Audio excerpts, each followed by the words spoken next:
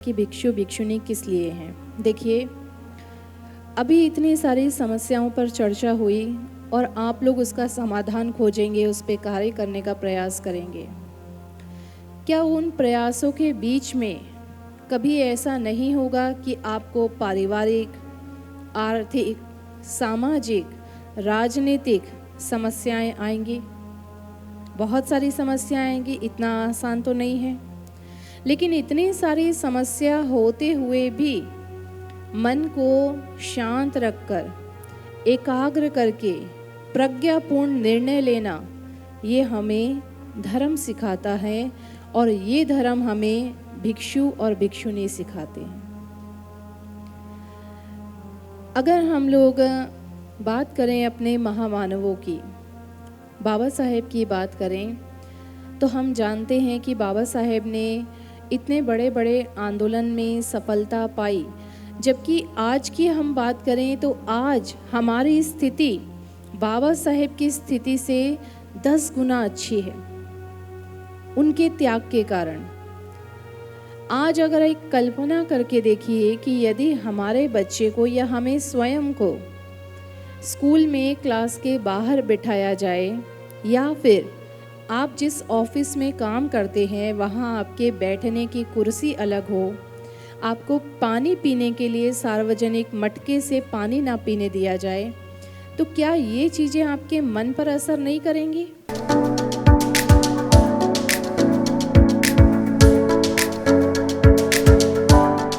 डर मुझे भी लगा फासला देखकर, कठिनाई वाला फासला बड़ा कठिन होता है। जो वो निर्णय जब लेता है कोई कि मुझे भिक्षु बनना है या भिक्षुणी बनना है और उस मार्ग में जाना है, घर छोड़ के, परिवार छोड़ के, बंधु छोड़ के, बांधव छोड़ के, और पूरे समाज से जो है एकाकार हो जाना है। डर मुझे भी लगा फासला देखकर, डर मुझे भी लगा फासला देखकर, पर मैं बढ़ती गई रास्ता देखकर। डर मुझे भी लगा फासला देखकर, पर मैं बढ़ती गई रास्ता देखकर। खुद ब खुद मेरे नज़दीक आती गई मेरी मंजिल, मेरा हौसला देखकर। इन्हीं पंक्तियों के साथ हमारी पूज्य भिक्षुणी आदरणीय धम्मदीना जी से हम याचना मैं करूँगा कि वे हमको उद्बोधित करें। साधु साधु साधु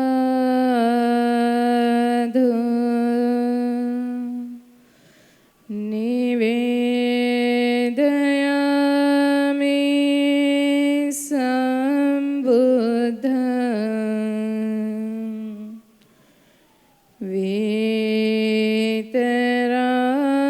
वीतरागं महामुनिं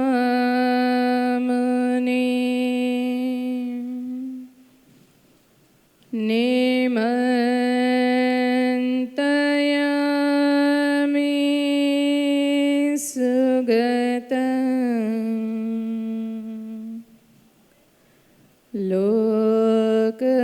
लोकजेठं नरासभं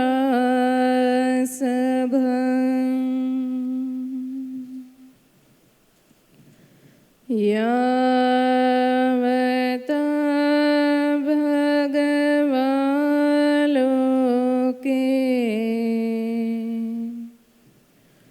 देठय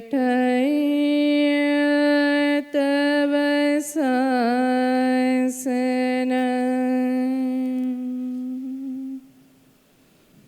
तावता पटिगह्णातु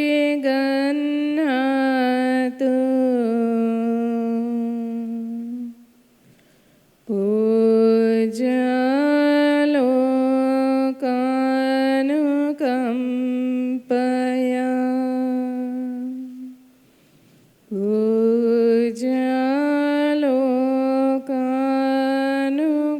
पूज्यालोकानुकम्पया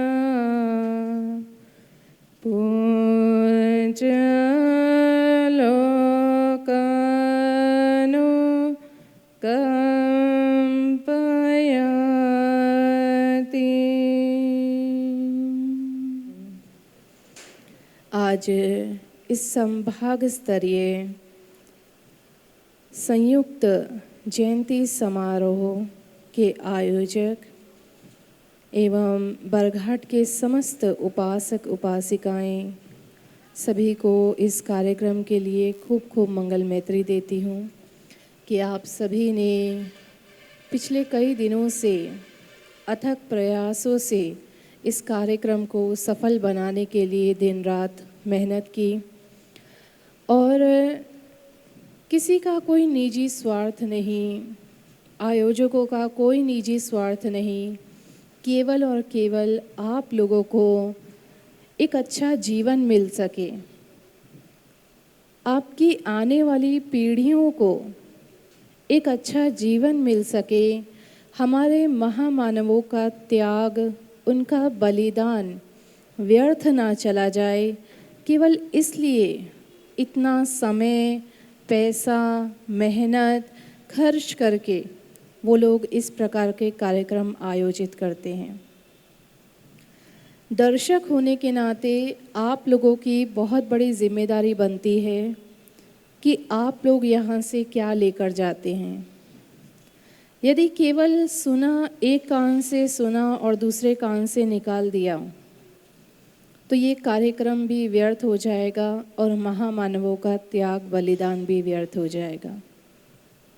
परंतु 3 घंटे 4 घंटे के कार्यक्रम में यदि आपने 10 से 15 मिनट का भी अपने मन के भीतर ऐसा समा लिया कि मुझे इस चीज़ पर तो कार्य करना ही है।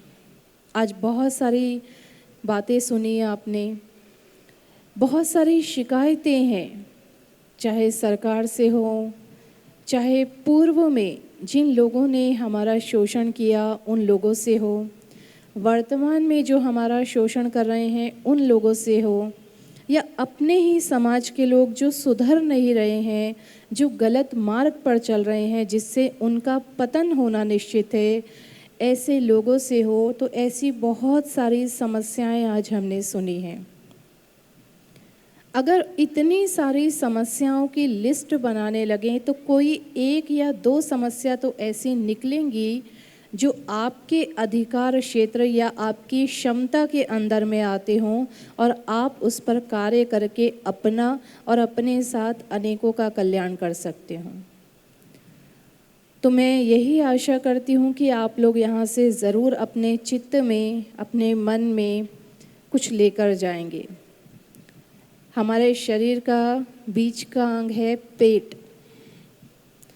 पेट में खाना तो लेकर जाएंगे ही, क्योंकि खाना बन रहा है, जैसा कि अभी विनोद जी ने बताया। लेकिन पेट के ऊपर में मन होता है, जहाँ पर हमें ये लेकर जाना है जो हम 4 घंटे में सुन रहे हैं। 4 घंटे का याद नहीं रहेगा आप लोगों को, कोई तो 10 मिनट की एक बात तो चुभी होगी, कोई एक बात तो आपके मन में चुभी होगी, उसको लेकर जाना है और उस पर कार्य करना है। आज मैं इस मंच पर या बरघाट की भूमि पर पहली बार नहीं हूँ। आप में से बहुत सारे लोग मुझे कई बार सुन चुके हैं, बहुत सारे लोग हमें YouTube पर भी सुनते हैं। हमारा स्वयं का एक YouTube चैनल है जिस पर हम लोग भगवान बुद्ध की शिक्षाओं को प्रसारित करते हैं और देश विदेश से लोग हमें सुनते हैं। और बरघाट की भूमि पर इससे पहले भी 2024 में एक संयुक्त जयंती का कार्यक्रम हुआ था 5 मई को, जब मेरा पहला आगमन बरघाट में हुआ था। और 2 वर्ष में इतना परिवर्तन आया है कि बरघाट की भूमि पर हमारा भिक्षुणी प्रशिक्षण केंद्र का निर्माण कार्य शुरू ही नहीं हुआ, बल्कि 1 वर्ष में बहुत सारा निर्माण कार्य बहुत सारे लोगों के सहयोग से संपन्न भी हुआ है। जैसे अभी गगन मलिक जी ने कहा, तो मैं आपको भी सूचित कर दूं कि यहीं बरघाट में इस जगह से 11 किलोमीटर दूर हमारा भिक्षुणी प्रशिक्षण केंद्र का निर्माण कार्य शुरू है, जिसमें 8 कमरे बन चुके हैं, 8 कुटी बन चुकी हैं 1 साल में। पिछले साल 10 मई को हमारा भूमि पूजन हुआ था और ये 10 मई को 1 साल हो गया, आज से 1 सप्ताह पहले। भिक्षु और भिक्षुणियों का प्रशिक्षण निश्चित भारत रूप में बहुत ज़रूरी है, क्योंकि भिक्षु भिक्षुणी संघ आपका मार्ग प्रशस्त करते हैं। किस चीज़ में मार्ग प्रशस्त करते हैं वो हमें जानना ज़रूरी है कि भिक्षु भिक्षुणी किस लिए हैं। देखिए, अभी इतनी सारी समस्याओं पर चर्चा हुई और आप लोग उसका समाधान खोजेंगे, उस पर कार्य करने का प्रयास करेंगे। क्या उन प्रयासों के बीच में कभी ऐसा नहीं होगा कि आपको पारिवारिक, आर्थिक, सामाजिक, राजनीतिक समस्याएं आएंगी? बहुत सारी समस्याएं आएंगी, इतना आसान तो नहीं है। लेकिन इतनी सारी समस्या होते हुए भी मन को शांत रखकर, एकाग्र करके प्रज्ञापूर्ण निर्णय लेना, ये हमें धर्म सिखाता है और ये धर्म हमें भिक्षु और भिक्षुणी सिखाते हैं। अगर हम लोग बात करें अपने महामानवों की, बाबा साहेब की बात करें, तो हम जानते हैं कि बाबा साहेब ने इतने बड़े बड़े आंदोलन में सफलता पाई। जबकि आज की हम बात करें तो आज हमारी स्थिति बाबा साहेब की स्थिति से 10 गुना अच्छी है, उनके त्याग के कारण। आज अगर एक कल्पना करके देखिए कि यदि हमारे बच्चे को या हमें स्वयं को स्कूल में क्लास के बाहर बिठाया जाए, या फिर आप जिस ऑफिस में काम करते हैं वहाँ आपके बैठने की कुर्सी अलग हो, आपको पानी पीने के लिए सार्वजनिक मटके से पानी ना पीने दिया जाए, तो क्या ये चीज़ें आपके मन पर असर नहीं करेंगी? हो सकता है कि आप लड़ेंगे, झगड़ेंगे, FIR करेंगे, कोर्ट जाएंगे, लेकिन इन सब चीज़ों के बीच में आपके मन की शांति भंग होना और उस भंग अवस्था में गलत निर्णय लेना, ये बिल्कुल स्वाभाविक है। लेकिन बाबा साहेब जो हमें सिखा कर गए, वो केवल सामाजिक राजनीतिक लड़ाई लड़ना नहीं, बल्कि धर्म के मार्ग पर चलते हुए किस प्रकार सामाजिक और राजनीतिक लड़ाइयों में सफलता पानी है, वो हमें सिखा कर गए। हम वर्तमान की सरकार को कितनी ही गालियां दें, कितना ही कोसें, यहाँ बैठकर कितनी ही चर्चा करें कि वो हम लोगों के लिए कितनी समस्याएं खड़ी कर रहे हैं, लेकिन वो हमेशा अपने धर्म को आगे रखकर काम करते हैं। और भगवान बुद्ध की शिक्षाओं में तो वो ताकत है कि हम लोगों को कभी भी असफल नहीं होने देगी। बाबा साहेब ने अपने जीवन में सिर्फ 2 लोगों को अपना आदर्श माना। बाबा साहेब कहते हैं कि मेरे जीवन में 2 ही लोग मेरे आदर्श हैं, एक भगवान बुद्ध और दूसरा ज्योतिराव फूले। भगवान बुद्ध की हम बात करें या हम लोग समानता ढूंढने की कोशिश करें कि आखिर ज्योतिबा फूले जी का या सावित्रीबाई फूले जी का क्या संबंध था भगवान बुद्ध से, या आज अगर मैं यहाँ पर संयुक्त जयंती में बैठी हूँ जहाँ पर कबीरदास जी की या फिर ज्योतिबा फूले जी की, सावित्रीबाई फूले जी की हम एक जयंती मना रहे हैं। बाबा साहेब का धर्म से रिश्ता रहा, भगवान बुद्ध से संबंध रहा, उन्होंने धर्म दीक्षा ली दीक्षा भूमि में, सम्राट अशोक परिवर्तित हुए, धर्म की दीक्षा ली।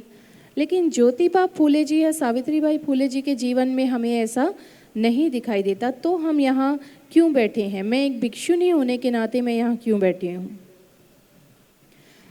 मैं यहाँ इसीलिए बैठी हूँ क्योंकि भगवान बुद्ध हमें ये नहीं कहते कि जो बुद्धिस्ट है केवल उसी को देखो। भगवान बुद्ध ने बुद्धिस्ट नहीं बनाए, भगवान बुद्ध ने मनुष्य को मनुष्य बनाया। जब एक मनुष्य अपने मन में दूसरे मनुष्य के प्रति करुणा का, मैत्री का, मुदिता का, उपेक्षा का भाव रखता है तो वो दूसरे मनुष्य से जुड़ता है और उसके कल्याण के लिए सोचता है।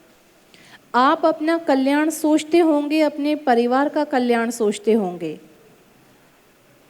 हो सकता है कि कोई एक आध परिवार में भाई बंधु या पड़ोसी में भाई बंधु कोई होगा तो उसका कल्याण सोचते होंगे, लेकिन जिन महामानवों ने सिर्फ अपना, अपने बच्चों का, अपने पत्नी का, अपने पति का या अपने आस पड़ोस के लोगों का ही नहीं, बल्कि इतनी बड़ी संख्या में लोगों का कल्याण सोचा होगा, तो उनके मन में कितनी करुणा मैत्री रही होगी समाज के प्रति, लोगों के प्रति। और वही करुणा मैत्री जो है भगवान बुद्ध भी हमें सिखाते हैं। भगवान बुद्ध ने किसी धर्म की स्थापना नहीं की, भगवान बुद्ध ने बुद्धिस्ट नहीं बनाया, भगवान बुद्ध ने बनाया मानव के अंदर करुणा मैत्री मुदिता उपेक्षा का दिया जलाना। और जिन महामानवों की आज हम बात करते हैं, फिर चाहे वो कबीर दास जी हों, चाहे वो ज्योतिबा फूले जी हों, सावित्रीबाई फूले हों, बाबा साहेब हों, माता रामाई हो, जिजाऊ हो, जितने भी लोग हैं, इन सभी ने समाज के कल्याण के लिए अपना जीवन समर्पित किया है। और इसीलिए आज मैं भी यहाँ बैठी हूँ और आप सभी के सामने उनके विषय में बातें कर रही हूँ। फिर चाहे वो किसी भी धर्म, जाति, वर्ग, विशेष वर्ण के हों, लेकिन मानव का कल्याण किया, इसीलिए हमारे लिए वो वंदनीय है, पूजनीय है। आज जैसे बात होती है सावित्रीबाई फूले की, माता सावित्रीबाई फूले जिन्होंने इतना त्याग किया, शिक्षिका बने और पहला लड़कियों का स्कूल उस समय में शुरू किया जब लड़कियों को पढ़ने नहीं दिया जाता था। और आज हमारे घर की महिलाएं पढ़ लिख कर भी वो काम नहीं कर पा रही हैं। ग्रेजुएशन, पोस्ट ग्रेजुएशन सब हो गया। मैं देख रही थी कि जब प्रोफेसर जी अपनी बात को बोल रहे थे और ये बात आई थी कि सबसे ज़्यादा ज़रूरत है हमारे घर की महिलाओं को सुधरने की, तो इस बात पर बहुत ज़ोर ज़ोर से तालियां बजाई पुरुष वर्ग ने, हंस हंस कर, कि हाँ हमारे घर की महिलाओं को सुधरने की ज़रूरत है। लेकिन महिलाओं को बिगाड़ने में किसका हाथ रहा? पुरुष वर्ग का ही हाथ रहा। महिलाओं को अगर घर की चार दीवारी में बंद करके बाहर में उड़ने नहीं दिया गया, देखने नहीं दिया गया कि समाज में हो क्या रहा है, तो ये गलती पुरुष वर्ग की रही। आज भी हम देखते हैं कि बहुत सारे प्रोग्राम में पुरुष चले आते हैं कार्यक्रम अटेंड करने, लेकिन अपनी पत्नियों को, अपनी बेटियों को, अपनी बहनों को, अपनी माताओं को कार्यक्रम में नहीं लेकर आते। अरे नहीं, एक ही गाड़ी है, एक गाड़ी में मैं और मेरा दोस्त जा रहे हैं तो जगह नहीं बचेगी। जब पत्नियां आपकी घर से बाहर नहीं आएंगी, बहनें, माताएं घर से बाहर नहीं आएंगी, तो वो सीख कैसे पाएंगी? कैसे सीख पाएंगी? बाहर जाएंगी तभी सीखेंगी। तो हम लोग केवल महिलाओं को अकेले दोष नहीं दे सकते कि महिलाओं का दोष है, उतना ही दोष पुरुषों का भी है। और माता सावित्रीबाई फूले के बारे में बोलिए, या माता त्यागमूर्ति रमाई, माता रमाई के बारे में बोलिए, या अगर हम भगवान बुद्ध के काल की बात करें, जिन महिलाओं की स्वतंत्रता की बात आज हम करते हैं, बाबा साहेब ने स्वतंत्रता दी, ज्योतिबा फूले जी ने शिक्षा दी, 2500 वर्ष पूर्व उन्हीं महिलाओं को स्वतंत्रता दी सबसे पहले भगवान बुद्ध ने। भगवान बुद्ध के काल में बहुत सारे संप्रदाय थे, सभी अपनी अपनी शिक्षाएं, अपने अपने ज्ञान को बांटते थे। कई सारे ऋषि मुनि थे, लेकिन सभी ऋषि मुनि, सभी संप्रदाय सिर्फ पुरुषों के थे। महिलाएं कभी धर्मगुरु नहीं रही थी। आज भी अगर आप देखेंगे तो बेशक हम जब महिलाओं की समानता की बात करते हैं तो हम कहते हैं कि महिलाएं शिक्षिका बने, डॉक्टर बन रही हैं, इंजीनियर बन रही हैं, पायलट बन रही हैं, लेकिन महिलाएं बुद्धिज़्म में, केवल भगवान बुद्ध की शिक्षा में इतनी ताकत है कि महिलाएं धर्म गुरु भी बन रही हैं, जो किसी अन्य धर्म में आपको नहीं मिलेगा, किसी अन्य धर्म में नहीं। भगवान बुद्ध के काल में भगवान की माता महाप्रजापति गौतमी, जिन्होंने गृह त्याग का, और भगवान से एक प्रश्न किया गया आनंद भंते जी के द्वारा कि आपको क्या लगता है कि क्या महिलाएं उस प्रज्ञा को, उस ज्ञान को प्राप्त नहीं कर सकती जिसे पुरुष प्राप्त कर सकते हैं? तो भगवान कहते हैं, ऐसा मत कहो आनंद, महिलाएं भी उस ज्ञान के उच्चतम स्तर को प्राप्त कर सकती हैं जिसे पुरुष प्राप्त कर सकते हैं। तब भगवान ने महिलाओं को धर्म में प्रवेश दिया और तब से लेकर आज तक महिलाएं भी धर्म गुरु बन रही हैं। जो किसी अन्य धर्म में आज आपको कोई महिला धर्म गुरु बनते हुए नहीं दिखाई देंगी, वो समानता भगवान बुद्ध के धम्म में है। और उसी से प्रेरित होकर ज्योतिबा फुले जी, बाबा साहेब, इन लोगों ने भी महिलाओं के उच्चतम स्तर के ज्ञान को पहचाना और महिलाओं को समानता का अधिकार दिया, फिर चाहे शिक्षा में हो, नौकरी में हो या किसी अन्य क्षेत्र में हो। तो आज अगर हमें शिकायतें, निश्चित रूप से मैंने कहा बहुत सारी हैं, लेकिन शिकायतों की चर्चा बार बार हो रही है। हमें समाधान पर चर्चा करनी है कि समाधान क्या है। अगर हम लोग शिक्षा से पिछड़े हैं तो हमें स्कूल बनाने होंगे। जो हम भगवान बुद्ध की जब शिक्षा पढ़ते हैं तो हम कहते हैं जो हम देते हैं वही हमें मिलता है, जैसा कर्म करते हैं वैसा हम लोग फल भोगते हैं। तो अगर आपको शिक्षा चाहिए तो आपको शिक्षा देना शुरू करना पड़ेगा। विनोद वासनिक जी बरघाट में सबका नेतृत्व करते हैं, अपने समाज का नेतृत्व करते हैं। उनका परिवार पूरा उसी में लगा है, पूरे बहुत सालों से लगा है। और विनोद वासनिक जी ने मुझे कुछ समय पहले ये बात कही थी कि हमें आपके मार्गदर्शन में बहुत सारे स्कूलों का निर्माण करना है, अपने बुद्धिस्ट स्कूल होने चाहिए। तो मैंने कहा आप काम कीजिए, हमारा मार्गदर्शन हमेशा साथ में है। क्योंकि इतना काम करते हुए मानसिक संतुलन कभी ना कभी बिगड़ना, मन में शंकाएं, कुशंकाएं उत्पन्न होना, मन में विचिकित्सा उत्पन्न होना, मन में अनेक अनेक प्रकार के विकार उत्पन्न होना स्वाभाविक है।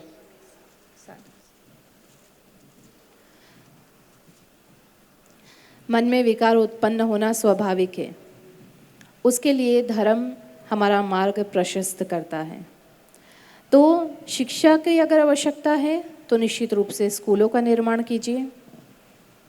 अगर आपको संगठन बनाने हैं, संस्थाएं बनानी हैं, तो निश्चित रूप से जो है लोगों को जोड़ना शुरू कीजिए, एकता में, एकता के सूत्र में बंधना शुरू कीजिए। अगर आप लोगों को एक प्रशस्त समाज बनाना है कि हम लोग प्रबल होकर अपने अधिकारों के लिए लड़ सकें और अपने समाज को एक अच्छा कायदा दिला सकें, तो उसके लिए निश्चित रूप से आपको अपने समाज को आर्थिक रूप से, राजनीतिक रूप से मजबूत करना बहुत ज़रूरी है। तो यदि हम लोग समस्याओं पर ध्यान ना देकर समाधान पर ध्यान देना शुरू करेंगे तो निश्चित रूप से हमारे समाज का कल्याण होना शुरू होगा। और जब हम लोग एक हो जाएंगे तो निश्चित रूप से कोई भी हम लोगों को, जैसे अभी उदाहरण भी कई सारे दिए गए कि हम लोग एक होकर काम करेंगे तो निश्चित रूप से हम लोग भारत को एक अच्छी दिशा में, अपना इतिहास को दोहराते हुए भारत को फिर से सोने की चिड़िया बना पाएंगे। और इसके लिए सभी चीज़ों का संतुलन होना बहुत ज़रूरी है। सामाजिक, राजनीतिक, पारिवारिक, आर्थिक, धार्मिक सभी रूपों का संतुलन होना बहुत ज़रूरी है। इसीलिए कभी भी इस तरह के मार्गदर्शन की आवश्यकता हो, चाहे परिवार से संबंधित हो, समाज से संबंधित हो, राजनीति से संबंधित हो। भगवान के पास में बड़े बड़े राजा भी मार्गदर्शन के लिए आते थे। तो भगवान की देशनाओं में राजाओं के लिए भी मार्गदर्शन है कि राजा कैसे सफल हो सकते हैं। तो यदि आपको राजनीतिक क्षेत्र में भी सफल होना है तो भी भगवान के उपदेश हैं। सामाजिक रूप से पारिवारिक कलह हो, पारिवारिक तनाव हो, उसको भी दूर करने के लिए, आर्थिक समस्या हो उसको भी दूर करने के लिए, तो जितनी भी समस्याएं हैं उन सभी को दूर करने के लिए धर्म, भगवान बुद्ध की शिक्षाएं हमेशा 2500 वर्षों से न केवल भारत के बल्कि अनेक देशों के लोगों का मार्गदर्शन करती आ रही है। इसीलिए मैं आप सभी को आमंत्रित करती हूँ कि आप इसी प्रकार के कार्यक्रम में जुड़ते रहिए, जागरूक होते रहिए और धर्म को आगे रखकर अपना मार्ग प्रशस्त करते रहिए। बाकी मैं तो आपके बरघाट में आ ही रही हूँ। जैसे मैंने बताया कि हमारा विहार यहाँ पर निर्माण हो रहा है, भिक्षुणी प्रशिक्षण केंद्र निर्माण हो रहा है, तो मैं तो हमेशा बरघाट और बरघाट के आसपास के क्षेत्रों में बनी ही रहूँगी आप लोगों के साथ में। तो मैं आशा करती हूँ कि आप सभी लोगों से फिर मुलाकात होगी ही होगी, बार बार होगी, और हम सब मिलकर लोगों को सामाजिक, आर्थिक, राजनीतिक, पारिवारिक और धार्मिक सभी तरह से प्रशस्त करेंगे, ऐसी मेरी पूरी आशा है और मुझे विश्वास भी है। इसी के साथ में मैं आप सभी को आशीर्वाद के साथ अपने वचनों को यहीं पर विराम देती हूँ। आप सभी का परिवार सुखी हो, आप सभी का घर परिवार समाज में सुख शांति बनी रहे, सभी दुखों से, भय, रोग, पीड़ाओं से आपकी मुक्ति हो, सभी रत्नों की, तीरत्नों की अनुकंपा आपके ऊपर सदैव बनी रहे, आयु दीर्घायु हो, निरोगी जीवन हो, ऐसी मंगल कामना करती हूँ। भवतु सब्ब मंगलं रक्षन्तु सब्ब देवता सब्ब बुद्धानुभावेन सब्ब धम्मानुभावेन सब्ब संघानुभावेन सदा सोथि भवन्तु ते। साधु साधु साधु।